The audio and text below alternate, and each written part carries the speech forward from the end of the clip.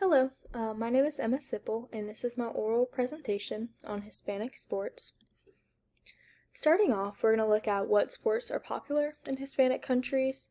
So we see that soccer, basketball, baseball, and boxing are some of the more popular sports in Hispanic countries and the sports that we see a lot of Hispanic athletes play.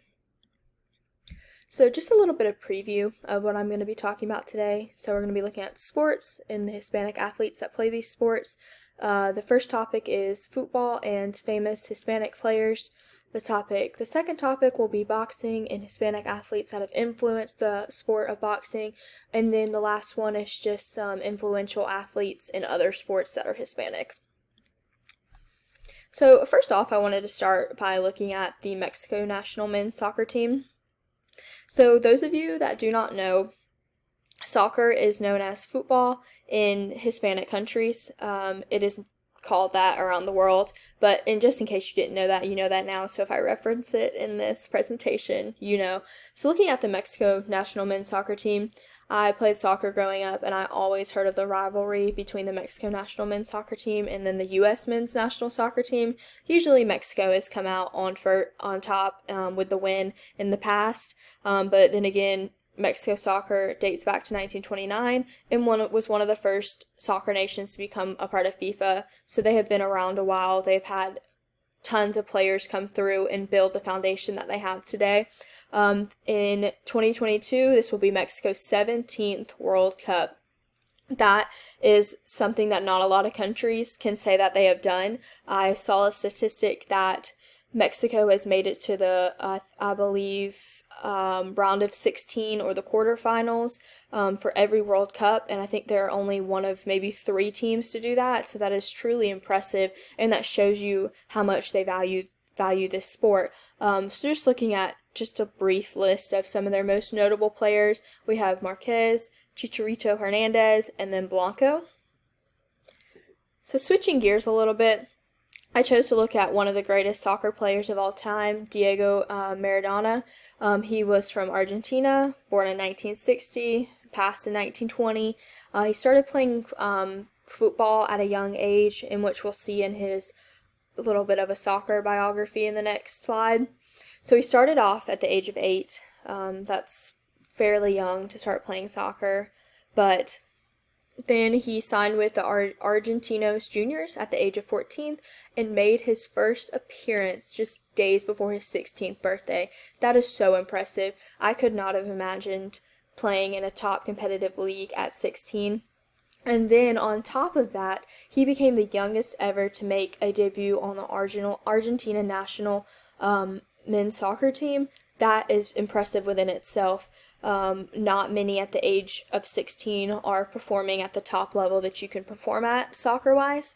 So then his career with the Argentina national team included the 1982, 86, 90, and 94 FIFA World Cups. And then something interesting that I wanted to add that you can see in this top right-hand corner, this is what is known as his Hand of God goal. Now, you might be thinking, Hand of God. Well, you can see the ball hitting his hand quite clearly. The ref thought that it hit his head and went in, so he went like this, and then it went in the goal. When in reality, it hit his hand. That goal was the goal that ended up helping them win the World Cup of 1986, and so he's famously known for his Hand of God goal. So I thought that was interesting. I thought you might enjoy something fun within looking at Maradona. So just some other notable Hispanic football players. You may recognize some. You probably recognize Lionel Messi. Him and Ronaldo are 2 of the top players in the world this day and age. And whenever you ask somebody who plays soccer, do you prefer Messi or Ronaldo, that typically tells you just a little bit about them. But then we have Maribel Dominguez from Mexico. She plays for the Mexican national team. And then we have Rafael Marquez, who is also from Mexico. I mentioned him in the Mexican national men's soccer team. He is really well known. He was very influential in getting Mexico started in the foundation that they are on today, soccer-wise. So then we switch gears a little bit to look at boxing, and then Hispanics within boxing. So when we first start looking at boxing, we see this first so-called golden age of Mexican boxing. And then it began to unfold in Mexico City. So that was our first golden age that we see. And then the Mexican boxing kind of came into the United States as a part of the Mexican Revolution, which it was the greatest migration of Mexicans into the U.S. And then again, about 30 years later, we see in 1960 the second golden age of Mexican boxing flourish. But this time it was in Los Angeles. So we see this first golden age in Mexico City, and then we see this transfer into the United States, and we see it in Los Angeles. So it's really cool to see how far the Mexican traditions and Mexican and influence of boxing had made its way into the United States that we see today. We see two of the major boxing events in the U.S. take place on the weekend of two Hispanic holidays, Cinco de Mayo, which is the anniversary of the Battle of Puebla, and then September 16th, which is Mexican Independence Day. So they're truly keeping the heritage alive by keeping these boxing events on the weekend of two Hispanic holidays.